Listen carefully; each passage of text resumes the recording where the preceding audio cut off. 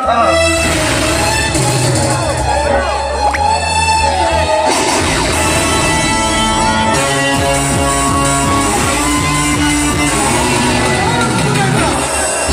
ಅವಸರದಿಂದ ಯಾವ ಕಡೆ ಹೊರಟ್ರ?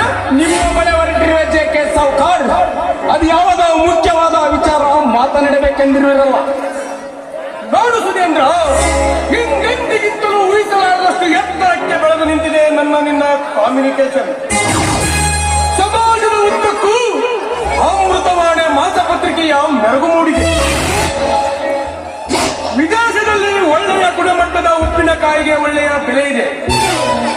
ಅದಕ್ಕಾಗಿ ನಿನ್ನ ಜೊತೆ ಮಾತನಾಡುವುದಿತ್ತು. ಹೇಗೋ ನನ್ನ ವ್ಯವಹಾರದ ಗುಣಲಕ್ಷಣಗಳು ನಿನಗೆ ಗೊತ್ತಿವೆ. ಕೆಲ ದಿನಗಳ ಕಾಲ ನಾನು ಮಲೇಷ್ಯಾಕ್ಕೆ ಓಡಲಿದ್ದೇನೆ.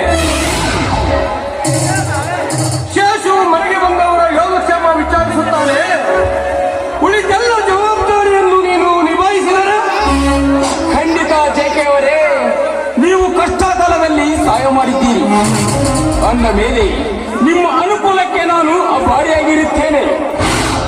Thank you Sudhendra, thank you.